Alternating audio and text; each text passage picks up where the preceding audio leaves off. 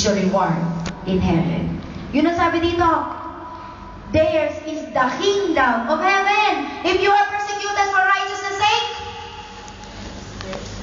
theirs is the kingdom of heaven. Nasa iyo ang kaharian ng Diyos. Amen po ba? Maraming mga Kristiyano kapag pinapersecute na, ayaw na. Ayaw na. Ayoko na.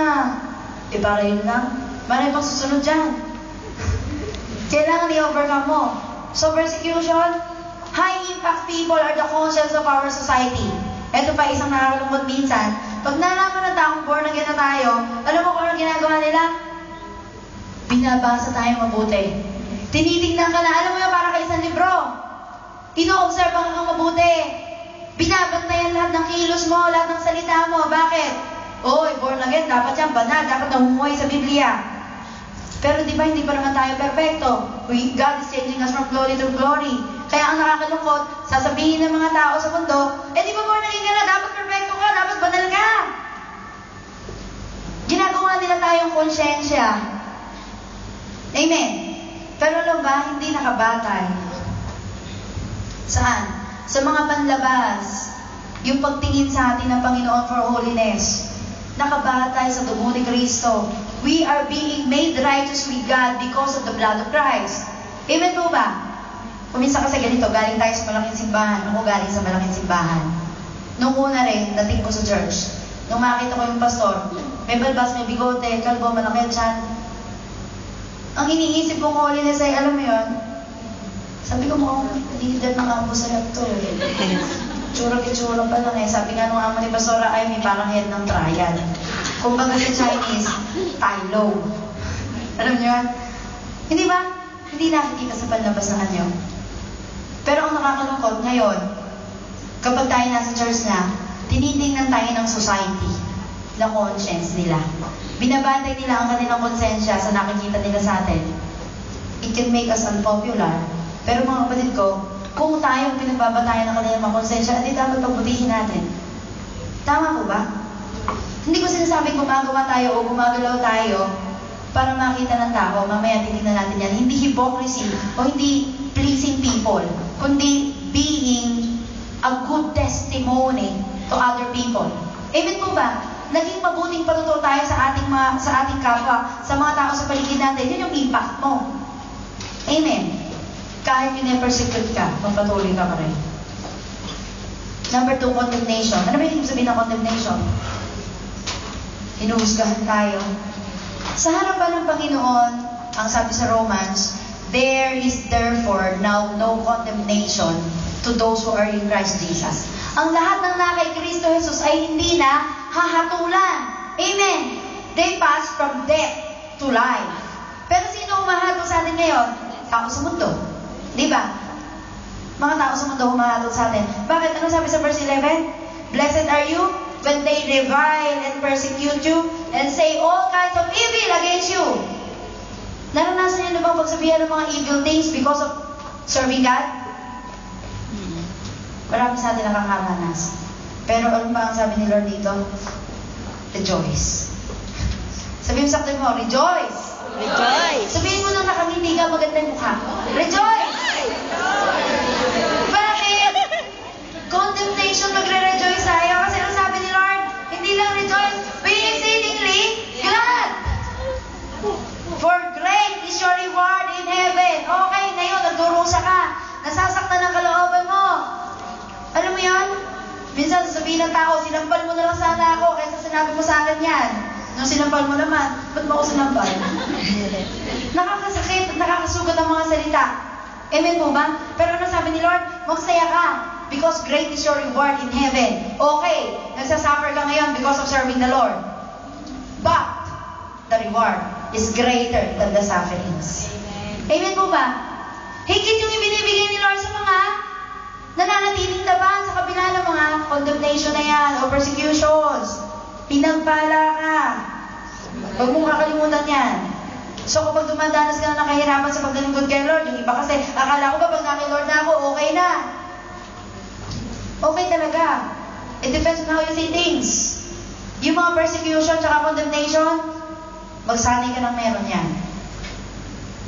Dapat masanay na tayo na kahit anong pumapasok sa ating mga tenga at naririnig natin dahil sa paglilingkod natin kay Lord, take it positively. Sabihin mo sa katabi mo, take it positively. Alam mo, napakaganda na isang taong positibo. Amen? Positive, masaya yan. Pero kung tayo lagi negative, di na tayo magiging masaya. So kahit pinapersecute ka at sinasabihan ka ng kung ano masama, rejoice. Be exceedingly glad, for great is your reward in heaven. Number 3, joy and blessing. For every suffering na dumadating sa buhay natin, may kasunod yan. Joy and blessing. Sabihin niya natin joy. Joy. Sabihin natin blessing. Blessing. Sabihin natin blessings. Blessings. Jesus says that a life lived under God's blessing. Or Jesus says that the high impact life is a life lived under God's blessings now and for eternity. Hindi lang sa langit natin matatamulan ng yan.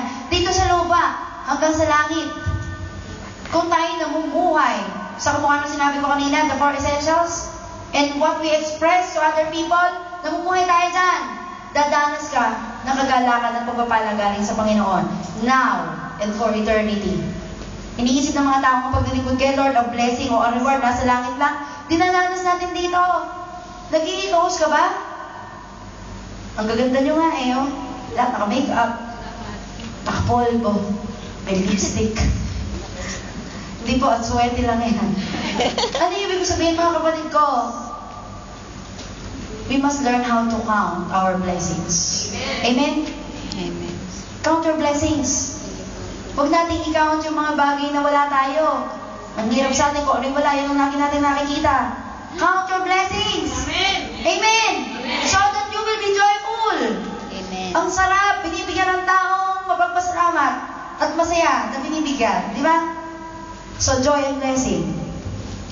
Susunod, kung tayo merong high impact life, meron din mga killers.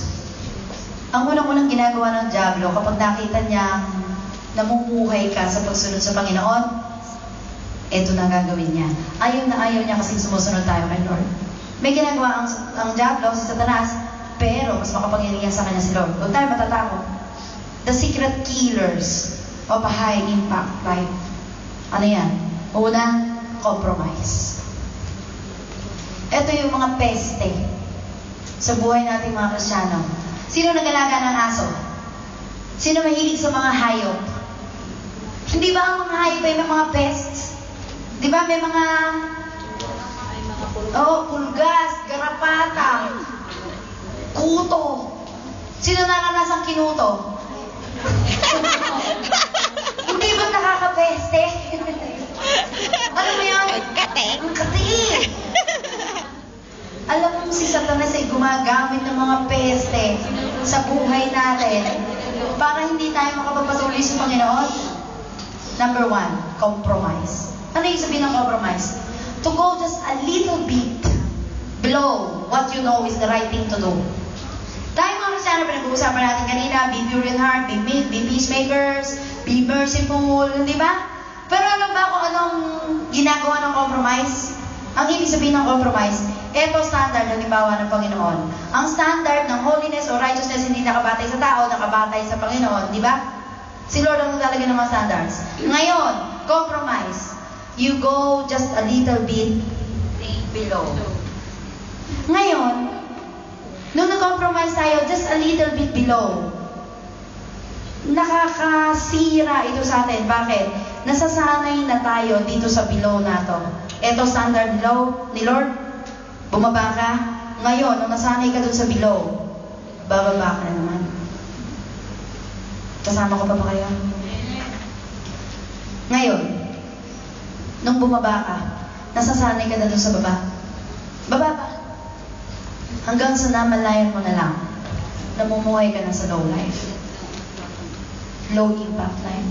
Lower life. Ano yun? Hindi naman lamang kung Christian nga tayo o hindi. Tapos sabihin natin, everybody's doing it. You're not everybody else. Amen. Amen. You are a child of God.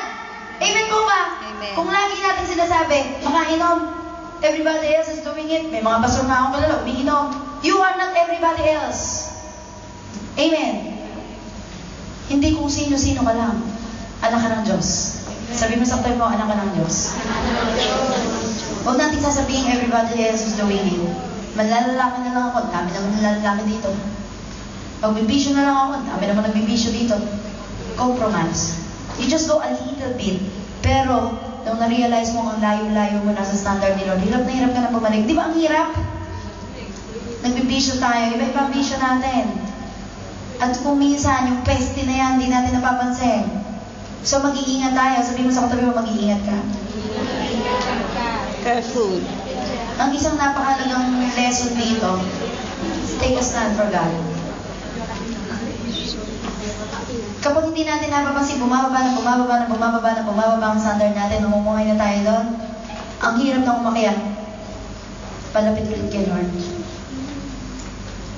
Take a stand for God. Amen? Stand your ground! Amen. Are you willing to take a stand for what is right? Kapag hindi pa rin natin kaya, mamumuhay tayo sa low life. Alam mo yun, nagsama-sama mga kaibigan, umuwi, magiinuman, ano gagawin mo? Di ba? Yung mga taong hindi pa willing to take a stand, hirap na hirap. Mas mabuti pa huwag na lang makipagkita sa kanila kaysa mahirapan ako. Sasabihin ng iba. Di ba? Siguro para safe ka, pwede mong gawin yun. Kaya lang nawala yung pagkakataon mong makapagpahayag ng pag-ibig ng Diyos sa kanila. Amen po ba? Amen. So palakasin na natin yan ang ating sarili. Patatagin mo na ang tuhod mo bilang anak ng Diyos. Kaya mo na bang sabihin to? I would rather have nobody than to have somebody that is not right for me. Tagalogin natin. Kaya mo na bang sabihin to?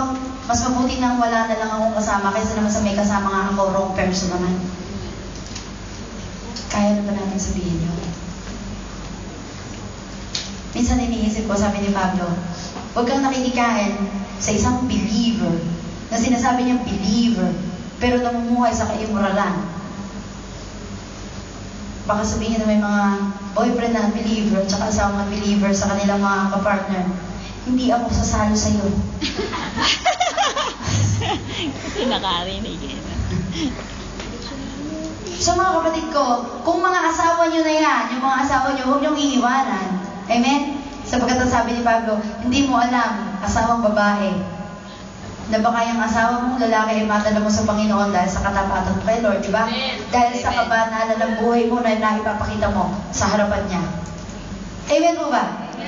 Pero yung mga nag-boyfriend pa lang, o mag-boyfriend pa lang, I would rather have nobody than to have somebody that is a wrong person for me. Ayan. Hello, mga dalaga! Mga dalaga. So are you willing to lay aside everything to follow God? Kapag hindi pa natin kaya, delikado pa tayo. So yung worthy believer, hindi niya kayang unawain yung ating mga conviction. Pero mga kapatid ko, panindigan mo yung conviction mo. Naalala ko nung unang-unang na born again ako at unang-unang patutuo ko at sabi ko, eto pala yun. Magiging matatag pala tayo sa commitment natin kay Lord kapag nag-decision tayo para sa Kanya, tindigan mo. Amen. Amen. Amen. Sabi mo sa katabi mo, tindigan mo. Tindigan natin. Ay, sabi na, panindigan mo. Panindigan mo. May mga lalaking walang ayaw manindigan, di ba? Pero kahit babae ka, ano sabi ni Pastor sa atin, bili niya sa atin? Tayo'y agila. Amen. Amen mo ba? Anong karakteristik ng agila? Lumilipad, matatag, malakas. Sumasakay sa bagyo, agila ka. Hindi ka pipit. Manok. So, we must learn how to stand our ground. Take a stand for God. Huwag tayong compromise. Amen? Umiinom sila, inom din ako. Nalalaki sila, nalalaki din ako. Sinungaling sila, sinungaling din ako. Magnanakaw sila, magnanakaw din ako. Nangungupit sila sa amo, mangungupit din ako. Do not be compromised. Revelation, ano sabi doon? 3:15 to 16. Gusto kong sagasaan natin ito. Kahit ako na lang ang bumasa. Revelation 3:15 to 16. Ang sabi dito, I know your works, that you are neither cold nor hot. I could wish you were cold or hot. Verse 16. So then, because you are lukewarm, and neither cold nor hot, I will vomit you out of my mouth. Sino kinakausap dito? Yung mga Kristiyanong maligamgam. Hindi ka mainit, hindi malamig, compromise. Lukewarm. Kapag ang mga kasama niya Kristiyano, mainit, maiinit din. Diba? Praise the Lord! Pero pag ang mga kasama Kristiyano, maligamgam, maligamgam din. Babakla din. Anong sabi rito? Ayoko niyan. Si Lord ang nagsasalita po dito. Hindi ka mainit, hindi ka malamig. Eh sana nga, kung mainit ka, mainit ka. Kung malamig ka, malamig ka. Pero dahil maligamgam ka, isusuka kita. Sino may gusto ng suka? Yeah.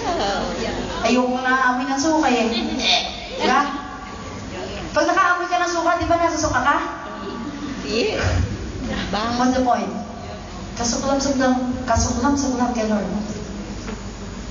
So magpakainit ka na. Ayan, sabi mo sa katabi mo, magpakainit ka na kasi. Mga kapatid ko, this is the last days. Malapit na dumating si Lord. Di natin alam kung kailan ang day. Pero malapit na. Magpakainit ka na sa Panginoon. Kung maligamgam ka, isusuka ka ni Lord. So, do not be compromised. Ang taong compromise, maligamgam. Parang, hindi kumakabit sa puno, tapos umahaway kulay na doon. Kunyako. Hindi tayo mga kunyako, Kristiyano. Amen! Iba ba ito ko? Amen! So, huwag tayo mga kunyako.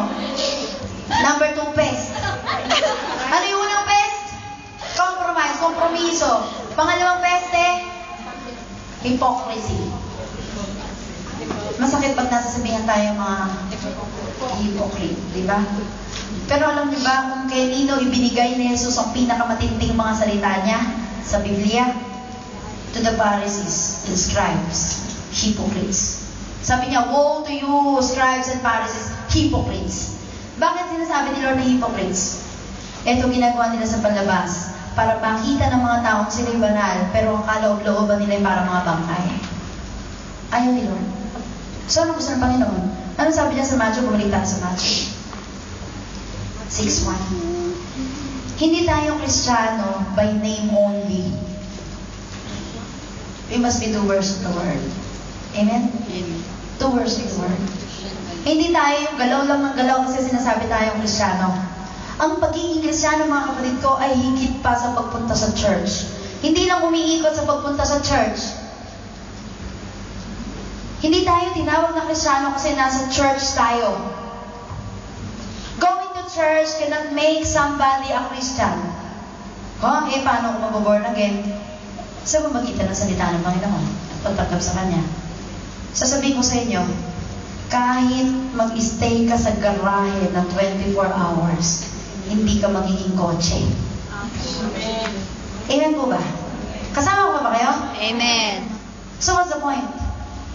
Hindi lang sa pamagitan ng pag-upo, kundi sa pag-apply ng mga salita na ito sa buhay natin. Amen. So do not be Christian by name only. Do not just attend church. Live the Word of God. Pamuhay natin ito. Amen po ba? Amen. Do not be hypocrites. Ayaw na ayaw ni Lord ng mga hypocrites. E tapos sabihin natin, sabi ni Pastora, ayaw ni Lord ng hypocrites, magsasabi na ako ng totoo. Iba naman yung mga masyadong garapal sa pagkasalita.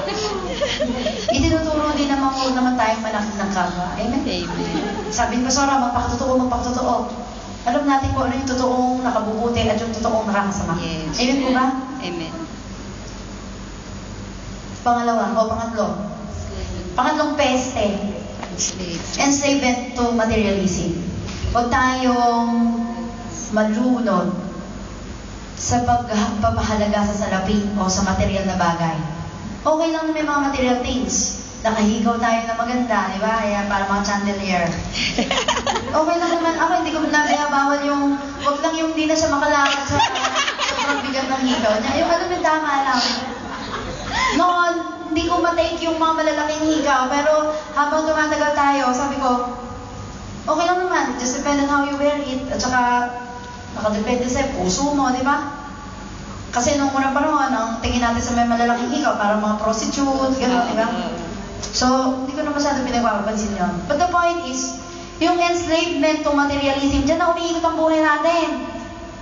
Kung tatanungin ka talaga, ano ang pinakamahalagang bagay sa buhay mo? Ang tao, pag tinanong mo, ano ang pinakamahalagang bagay bagay sa buhay mo, ano isasagot?